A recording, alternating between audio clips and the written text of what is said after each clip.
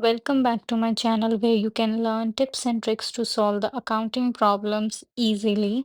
As in earlier video we discussed past adjustments. पिछली video में हमने पास्ट एडजस्टमेंट के रिलेटेड कुछ प्रॉब्लम्स को सॉल्व किया था जिसमें हमने मेन टॉपिक कवर किया था इंटरेस्ट का। इंटरेस्ट ज़्यादा क्रेडिट हो जाए, कम क्रेडिट हो जाए या हम क्रेडिट करना ही भूल जाएँ तो उस सिचुएशन में हमें पास्ट एडजस्टमेंट के थ्रू किस तरीके से एंट्री पास करनी है, वो हमने प्रीवियस वीडियो में डिस्कस किया था। Now in this video we will add certain topics like opening capital कैसे फाइंड आउट करेंगे क्योंकि हमें इंटरेस्ट कैलकुलेट करना होता है। तो इन केस जब हमारे पास क्लोजिंग कैपिटल गिवन होती है तो हमें ओपनिंग कैपिटल को फाइंड आउट करना होता है। उसके अलावा we have to calculate interest on drawings, तो उस सिचुएशन में पास्ट एडजस्टमेंट किस तरीके से होएगी and we have to correctly appropriate the profits. तो इन पॉइंट्स के रिलेटेड जो पास्ट एडजस्टमेंट की एंट्री है वो हम किस तरीके से सॉल्व करेंगे क्वेश्चंस को। Now will discuss all these things through this video. Let's start solving this example. Now, see, A and B are partners. They are sharing their profits in the ratio 2:3. Following is the balance sheet. Balance sheet given है जिसमें हमारे पास capital है, drawings given है और other assets. Profit for the year ended 31st March 2024 was 6,000 और जो interest है 5% on capital and drawings पे 6%, it was omitted. So we have to adjust drawings on average basis for 6 months, so and we have to pass adjustment entry. Now as you can see हमारे पास capital given है ए and B की, but ये जो capital है ये closing capital है because जो बैलेंस शीट है वो 1 मार्च 2024 की है, लेकिन जो इंटरेस्ट हम कैलकुलेट करेंगे वो ओपनिंग पे कैलकुलेट होएगा। Therefore, we have to find opening capital. So opening capital कैसे फाइंड आउट करेंगे वो हम सॉल्व करेंगे। अब सबसे पहले हम लेंगे closing capital which is given. Now we have to add back the drawings. अब इस क्वेश्चन में हमारे पास जो ड्राइंग्स हैं वो एडजस्ट नहीं हुई हुई कैपिटल में डिडक्ट नहीं हुई। That is why we do are not required to add them back. तो हमें दोबारा से उनको ऐड करने की ज़रूरत नहीं है। उसके अलावा हमारे पास प्रॉफिट गिवन है। प्रॉफिट हमारे पास जो है वो 6,000 जो उन्होंने बिना कुछ भी एडजस्ट किए किया हुआ है, तो उस 6,000 के प्रॉफिट को पहले हम रेशियो में डिवाइड करेंगे। लाइक ए एंड बी का जो शेयर बनता है एज यू कैन सी कि किस तरीके से कैलकुलेट करके वो हम पहले ए का शेयर निकालेंगे। ये प्रॉफिट है बिना एडजस्ट किए हुए।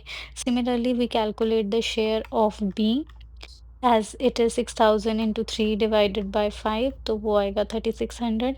अब ये प्रॉफिट उनकी कैपिटल में ऐड हुआ होगा तो हमें ये प्रॉफिट जो है वो डिडक्ट करना पड़ेगा। डिडक्ट करने के बाद जो हमारे पास कैपिटल आएगी that will be the opening capital. As you can see A की 17,600 एंड हमारे पास बी की जो कैपिटल आई है that is 26,400। This is our opening capital. इस कैपिटल के ऊपर हम इंटरेस्ट कैलकुलेट करेंगे।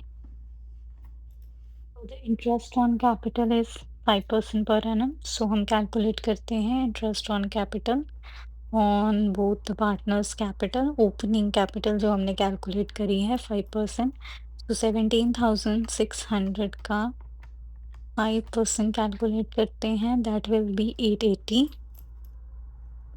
एंड बी की जो कैपिटल है दैट इज 26,400 का 5% will be 1,320.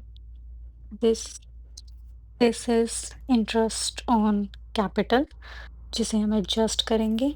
Now next we'll see interest on drawings. Now interest on drawings के अलग अलग तरीके होते हैं, जैसे in the beginning, in the end, in the average basis. तो इस पॉइंट में हमारे पास एवरेज बेसिस है 6 मंथ्स का। तो कैलकुलेट करते हैं सिंपल तरीके से। As we know drawings A and B की 5,000 एंड 3,000 गिवन है, तो ए की सबसे पहले कैलकुलेट करते हैं। ड्राइंग्स के ऊपर इंटरेस्ट, ए की ड्राइंग्स हैं 5,000, बी की ड्राइंग्स हैं 3,000।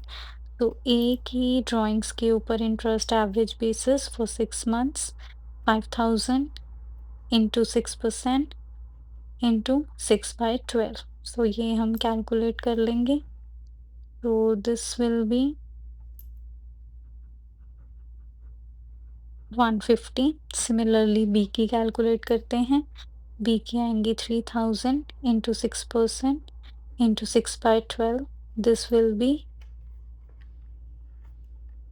3000 इंटू 6% इंटू 6/12, तो दैट विल बी 90।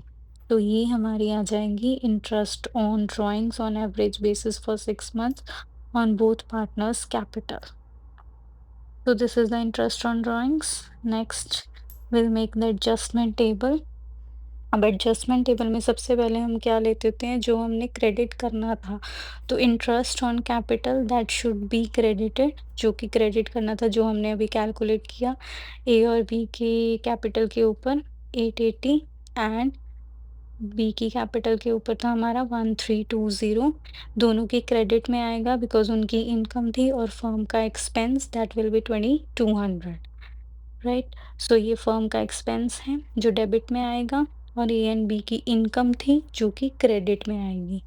नेक्स्ट हम देखते हैं इंटरेस्ट ऑन ड्राइंग्स। अब ड्राइंग्स का जो इंटरेस्ट होता है वो पार्टनर के कैपिटल के ऊपर चार्ज होता है, एक तरीके से उनको पे करना पड़ता है काइंड ऑफ। तो ये हम ए और बी के डेबिट कॉलम में डालेंगे। ये भी हमने कैलकुलेट करा, ए का 150 एंड बी का 60। So the total will be 210, जो कि फर्म की क्रेडिट में जाएगा बिकॉज ये फर्म की इनकम है, और ये पार्टनर्स की कैपिटल के ऊपर एक चार्ज होता है, तो फर्म के लिए क्रेडिट में आ जाएगा 210। ये था जो होना चाहिए था ना। नेक्स्ट इज, अब हम प्रॉफिट देखते हैं कि प्रॉफिट कितना उनको एक्चुअली में क्रेडिट मिलना चाहिए था। 6000 का प्रॉफिट था, जिसमें से इंटरेस्ट जो है 2200 उनकी कैपिटल पे उनको मिलना था। देन 210 जो ड्राइंग्स है, ये कंपनी का कंपनी की इनकम थी एक तरीके से।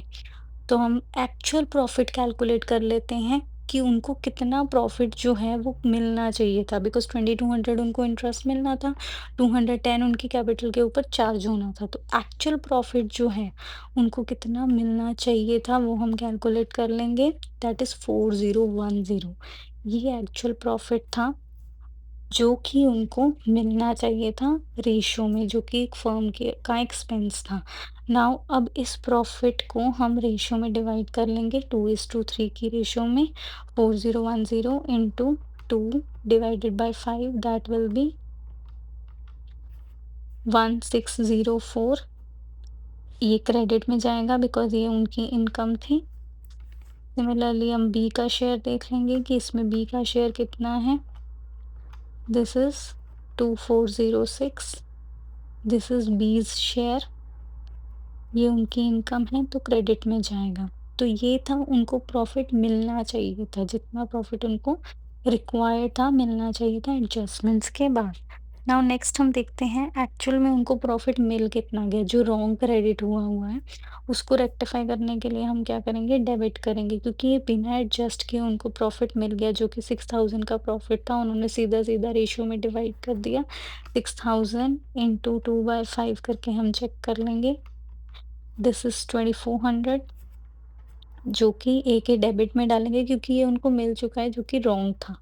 अब इसको हमको सही करना पड़ेगा। Similarly 6000 into 3/5 that is 3600। So this is the wrong profit जो उनको मिल चुका है बिना एडजस्टमेंट किए। तो ये हम देख लेंगे। नेक्स्ट, अब फॉर्म के क्रेडिट में जाएगा 6000। Now after all these adjustments हम देखते हैं कि किसके बैलेंस में क्या फ़र्क आ रहा है। ए और बी का चेक कर लेंगे एंड उसके बेसिस पे हम देखेंगे कितना डिफरेंस आ रहा है। सबसे पहले हम ए का कैलकुलेट करते हैं, that is 150 plus 2400 minus 880 minus 1604। So this is 66 debit balance greater आ रहा है, debit balance is more 66। Similarly B का कैलकुलेट कर लेंगे, that is 60 plus 3600 minus 1320 and minus 2406। This is 66, ये क्रेडिट में ज़्यादा आ रहा है। तो as you can see debit and credit tally हो गया। एंड अब फर्म का भी चेक कर लेते हैं कि कोई बैलेंस में डिफरेंस तो नहीं आ रहा। 2200 प्लस 4010 माइनस 210 -6000 नील बैलेंस आ गया, इट मीन्स हमारा करेक्ट है, बैलेंस टैली हो गया। Now will pass the adjustment entry. A के डेबिट में 66 बैलेंस, बी की कैपिटल के बैलेंस जो है वो भी 66 है। So on 31st March 2024 will pass the adjustment entry. This will be as capital account debited to B's capital account. So this is the adjustment entry based on their balances, and the balance amount is 66. So this is the way कि कैसे हम problems को solve कर सकते हैं।